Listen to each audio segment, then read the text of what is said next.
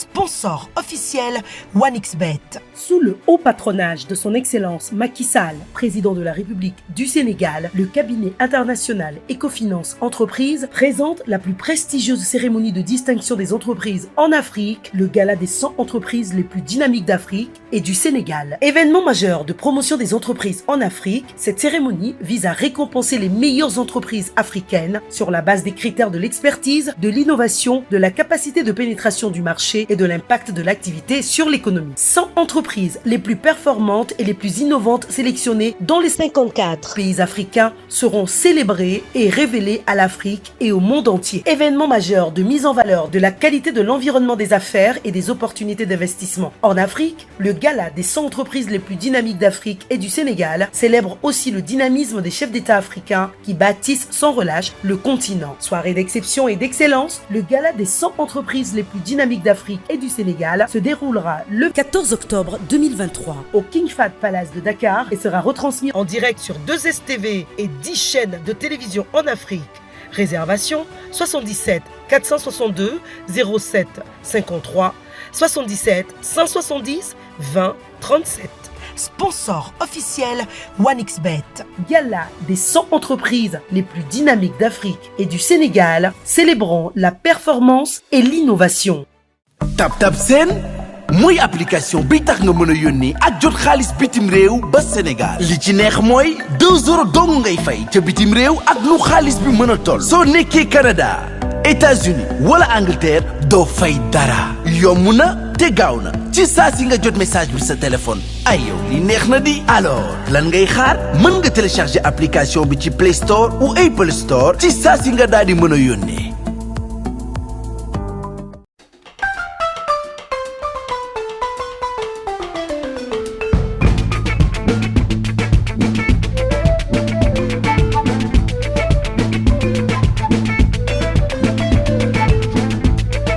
asalaamaaleykum ami chers fidèles internautes maa ngi leen di nuyu bu baax di leen ziar di leen dalal jàmm ci biir VIP People TV di rafetlu itam ànd yi ngeen di ànd ak suñu ay programme à chaque fois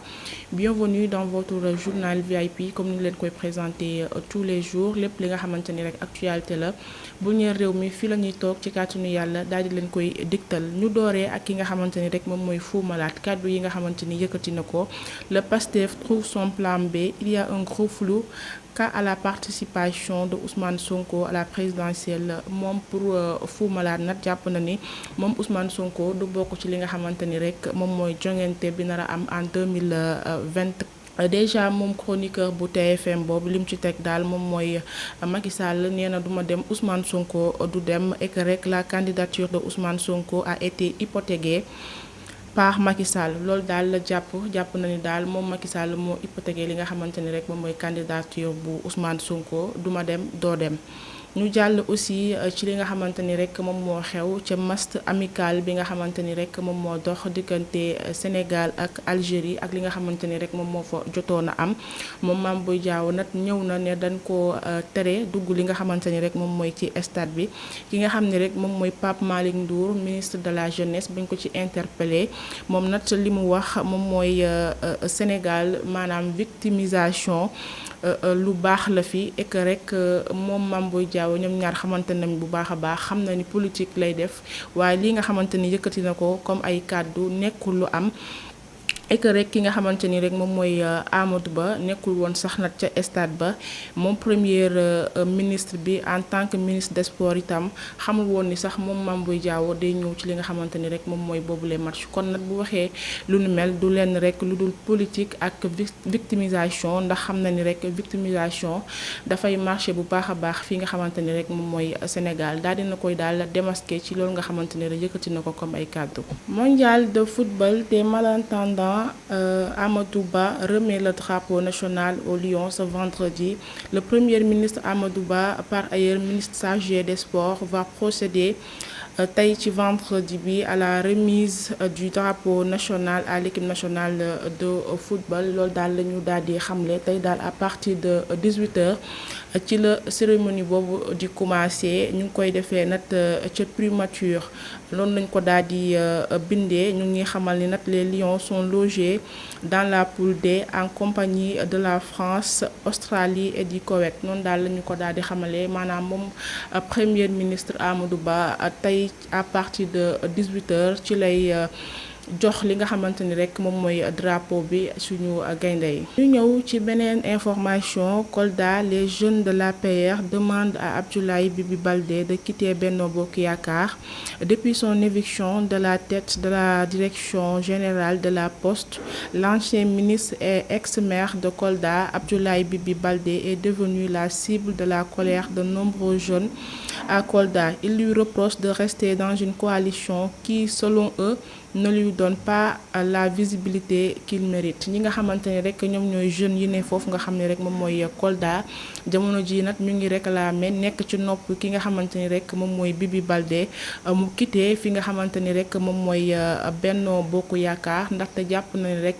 parti bi nga xamante ni rek ci la nekk boobaak léegi nawloo wuñu ko dal nañ bu baax a baax nag ci kaw ki nga xamante ni rek moom mooy le président Macky Sall ndaxte nag ñoom jàpp nañ ñu ki nga xamante ni rek moom mooy Bibi Baldé c'est un homme politique de renommée riche d'une expérience dans la gestion de la ville de Kolda mais nag jàpp nañu ki nga xamante ni rek moom mooy président Macky Sall daal moom Bibi Baldé bu nekkee ci li nga xam ne rek moom mooy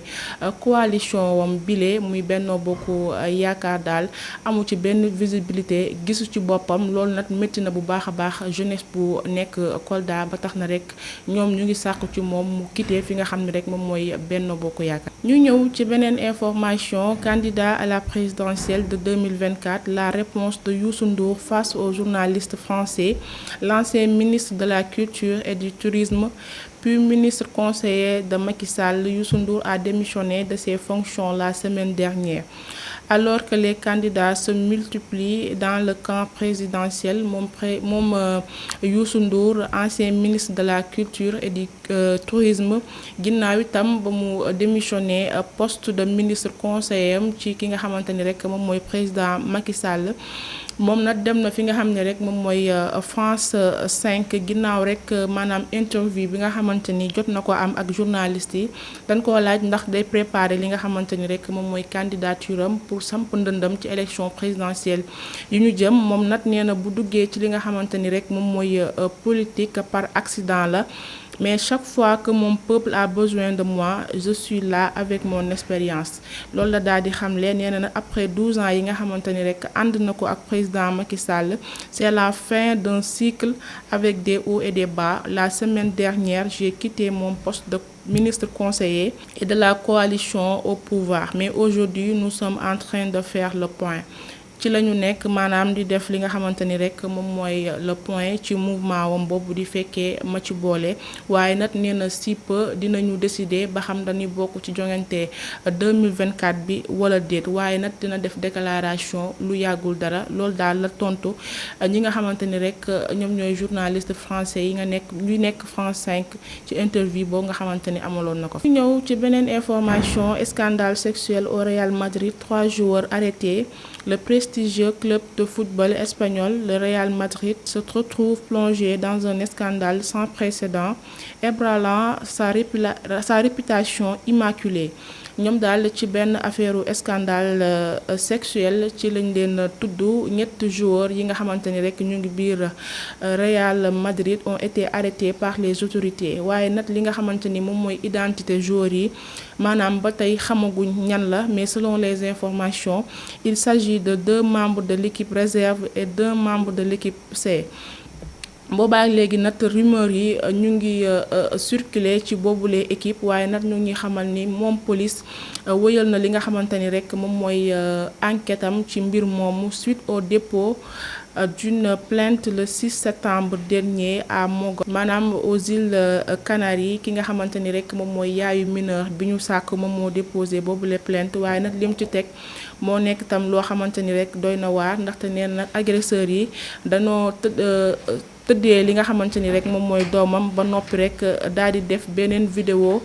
maanaam pour takkal ki nga xamante ni rek moom mooy doomam loolu nag moo aggravé li nga xamante ni rek moom mooy boobule situation 3 jours yi daal ñu ngi leen tuumaal li nga xamante ni rek moom mooy scandale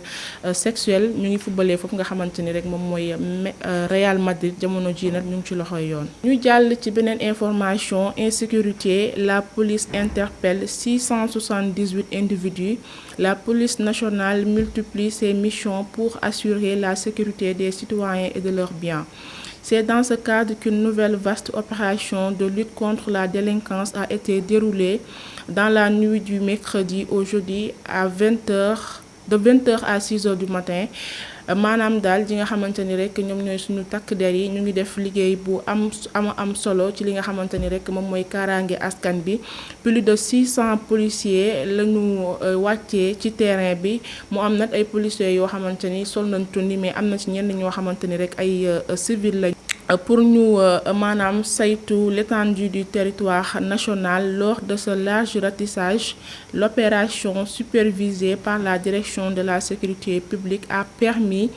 d'interpeller selon les sources 678 individus maanaam 678 individus jàpp nañ leen diggante mercredi ak jeudi ginnaaw opération bi nga xamante ni rek ñu ngi ko doon def mais ñu ñuy xamal ni rek kenn ku nekk ci ñoom liñ la jàppee bokkul ak li ñu jàppee sa moroom. ñu jàll ci beneen information 250 migrants sénégalais secourus par la marine marocaine. Au moins 250 migrants sénégalais qui tentaient de rallier l'Espagne à bord de 3 pirogues ont été secourus jeudi au large du Maroc par la marine royale marocaine maanaam daal li nga xamante ni moom mooy immigration clandestine bi ginnaaw bakkan yi nga xamante ni rek des nañ ci ndox mi mu ngi gën di woy fii nga xamante ni rek moom mooy Sénégal ñu ñuy xamal ni rek ñett gaal yu yeboon 250 nit lañu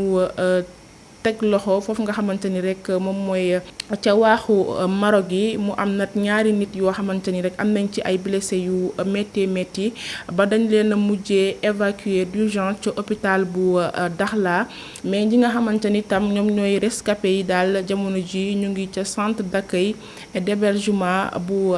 Dakhla ñu ngi xamal li tam gaal yooyu noonu ñu ngi déparé fii ci Sénégal le 21 août bi passé waaye nag le consul général du Sénégal à Dakhla assure avoir pris des dispositions pour porter assistance et protection de ses compatriotes en attendant le rapatriement. mu ngi noonu daal consulat bu Sénégal bi nekk ca Dakhla daal loolu la daal di xamle maanaam dina jël bépp disposition bu ci war maanaam assister leen protéger leen ñooñu nga xamante ni rek ñoom la ñu jàppee ca waax bu Maroc ba avant ñu leen di repartir fii ci Sénégal. ñu jàll ci beneen information dissolution de Pastef. Ousmane Sonko saisit la Cour suprême. Le bras de fer qui dure depuis des mois entre le chef de l'État sénégalais Macky Sall et son principal opposant Ousmane Sonko, leader du Pastef les Patriotes du Sénégal,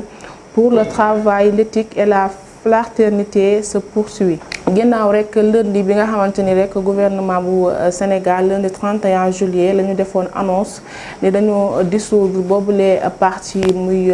Pastef ginnaaw bi ñu tegee loxo Ousmane Sonko ba placé ko en détention toppee ko li nga xamante ni rek moom mooy appel à l'insurrection ci la ñu jëlee boobule ndogal. waaye nag waa Pastef nag depuis lors ñu ngi naan amuñu plan B amuñu plan A Ousmane Sonko moom mooy seen plan A moom mooy seen plan B ba loolu nag ñu ngi koy dëggal ñu ngi xamal daal ci ay information saisir nañu Cour suprême maanaam pour ñu mun a annuler décision bi nga xamante ni rek jël nañ ko ci seen parti bi maanaam dissoudre bi nga xamante ni rek dissoudre nañ ko seen parti bi. waaye ki nga xam ne rek moom mooy Babacar Diop maire bu Thiès moom itam yëkkati na ci ay kaddu nee na bu fekkee mën nañoo bàyyi ki nga xamante ni rek moom mooy Khalifa Sall ak Karim Meïssa Wade bokk ci li nga xamante ni rek moom mooy élection présidentielle 2024 yi war nañ faa mën a bàyyi moom Ousmane Sonko mu doon candidat ci élection yi nga xamante ni rek ci lañu jëm. ñu jàllaat ci beneen information présidentielle 2024 Abdoulaye Daouda Diallo soutient la candidature de Amadou Ba. Le président du Conseil économique, social et environnemental va désormais soutenir le candidat de la coalition Benno Bokk Yakaar, Abdoulaye Daouda Diallo a finalement accepté de renoncer à sa candidature pour valider le choix du président Macky Sall. noonu daal lañu ko daal di xamale ne moom Abdoulaye Daouda Diallo ginnaaw tiraillement bi nga xamante ni am na ci choix bi nga xamante ni rek moom la président Macky Sall porté ci Amadou Ba finalement bàyyi na mu sedd fas yéene topp ci ginnaaw ki nga xamante ni rek moom mooy Amadou Ba. Amadou Ba et Abdoulaye Daouda Diallo se sont même rencontrés noonu lañ ko daal di xamle gise am na seen diggante waaye nag lu yokk tax moom ADD daal di bàyyi lépp mu sedd ay autorités yu nekk ci gouvernement bu Macky Sall ñaan nañ ko li nga xam ne rek moom mooy njekk waaye nag sëriñ si aussi tamit waxtaan nañ ak moom ba bàyyiloo ko lépp mu topp ci ginnaaw ki nga xam ne rek moom mooy Amadou Ba. gise bi nag mu nekk loo xamante ni rek selon les informations lu am la. mi ngi am démb ca hôtel King Fahd Palace foofu daal la ñu amaloon waxtaan diggante ADD ak ki nga xamante ni rek moom mooy Amadou Ba et que rek ñu ngi xamal ni Racine Sy ci boppam maanaam ma nga fa woon et que mënul weddi lu ni mel waxtaan am na diggante ADD ak ki nga xam ne rek moom mooy Amadou Ba trouvé nañ terrain d'entente moom ADD bàyyi na candidature am fas yéene jàppale ki nga xamante ni rek moom mooy Amadou Ba ci élection yu ñu jëm en 2024. waaye ki nga xamante ni rek moom moo d'accordul muy Boun Abdallah Dionne ak ki nga xam ne rek moom mooy Aly Ngouille Ndiaye ñoom nag dañoo fas yéene samp li nga xamante ni rek moom mooy seen ndënd jàmmaarloo ak Amadou Ba ci élection yu ñu jëm en 2024 ñoom nag nee na ñu duñu bàyyi mu sedd Boun Abdallah Dionne nag nee na moom président Macky Sall rek la àndal moom rek lay topp ginnaaw rek moom bokkul ci li nga xam ne rek moom mooy élection yi toppul ci ginnaaw benn candidat boo xamante ni rek moom choisir na ko moom daal nee na dina jàkkaarloo ak taskatu xibaar yi daal di def déclaration mais déclaration bu njëkk mi ngi koy amalee fi nga xam ne rek moom mooy Touba lu yàggul dara dina génn daal di def li nga xam ne moom mooy déclaration. ñu ñëw aussi le parti socialiste se range derrière Amadou Ba. Le directeur du Parti socialiste a déclaré jeudi à Dakar avoir pris la décision de soutenir la candidature du Premier ministre Amadou Ba à l'élection présidentielle du 25 février 2024 noonu la ñu ko daal di xamalee maanaam ñoom jël nañ décision waa PS secrétariat exécutif national bu PS bi ci boppam moom moo daal di annoncé boobule information député bi di Abdoulaye Wilane porte-parole bu boobule parti nekk itam membre de Benno Bokk Yaakaar majorité présidentielle moom nag daal dina koy dëggal ba daal di koy baaxee ñi nga xamante ni rek ñoom ñooy journalistes yi. Selon monsieur Wilane, le secrétariat exécutif du Parti socialiste a également demandé à ses militants de soutenir le choix qu'a fait Macky Sall en misant sur Amadou Ba. ñu ngi xamal ni daal ci baatu monsieur Wilane muy Abdoulaye Wilane nee na nag secrétariat exécutif bu parti bi di PS yemul ci rek d'accord ci choix bi nga xamante ni rek moom président Macky Sall def na ko ci Amadou Ba waaye nag mu ngi woo ñoom seen ay militants ak seen ay sympathisants yépp ñu rangé wu ci ginnaaw ki nga xam ne rek moom mooy Amadou Ba jàppale ko ci élection yu ñu jëm. ñu ñëw ci ki nga xamante ni rek moom mooy Fadilou Keïta face au juge ce vendredi moom Fadilou Keïta coordonnateur du Nemmeeku Tour de Ousmane Sonko fera face au juge du deuxième cabinet ce vendredi 15 septembre. Selon les informations de Libération waaye nag xamaguñu lan mooy motifu boobule convocation moom Fadilou Keïta rek ñu fàttali leen ñi ngi ko arrêté décembre dernier sur ordre du procureur moom doomu ancienne présidente de l'Office national de lutte contre la corruption OFNAC di Nafi Ngom ay Keïta moom nag ginnaaw bi ñu ko jàppee ak léegi ñu ngi koy toppee diffusion de fausses nouvelles conformément aux articles 80 et 255 li ñu koy reproché daal mooy dafa accusé sans preuve à travers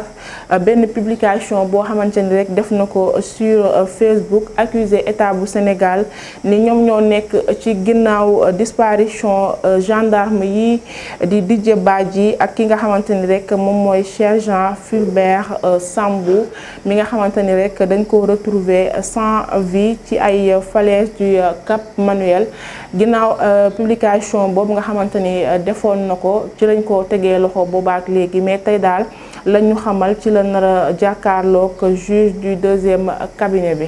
ñu tëjee ak ki nga xamante ni rek moom mooy Serigne Mansour Sy Djamil, menacé de mort par les préoccupations liées à l'eau et à l'assainissement. Les organisateurs du Gamou de Tivaouane attachent également une grande importance à la sécurité. Lors d'une réunion préparatoire qui s'est tenue au ministère de l'Intérieur ce mercredi, cette question a été discutée en détail. ci boobule réunion daal la ñu amoon ñu ngi xamal ni rek moom Serigne Mansour Sy Djamil daal dina ci yëkkati ay kàddu ne jot na rek ay menaces de mort maanaam ay nit yoo xamante ni dañoo bëgg a faat li nga xam ne rek moom mooy bakkanam. ci biir loolu nag dafa sollicité ki nga xamante ni rek moom mooy ministre de l'Intérieur Antoine Félix Diome pour mu yokk li nga xamante ni rek moom mooy sécurité bi foofu nga xamante ni rek moom mooy Tivaouane ci gàmmu bi nga xamante ni rek moom la ñu dëgmal. information bi nag waa RFM ñoom ñoo ko daal di joxe waaye nag ñu ngi ñuy xamal ni aussi le ministre de l'Intérieur nee na nag dégg na bu baax a baax li nga xamante ni rek sëñ Mansour Sy Djamil daal dina koy wax te dina ko jël en compte maanaam demande bi nga xam ni rek def na ko di leen jox rek dig daje incha allahu rabbi demee ci yeneen actualité d'ici là portez-vous bien et restez à suivre nos programmes sur VIP People TV. Merci.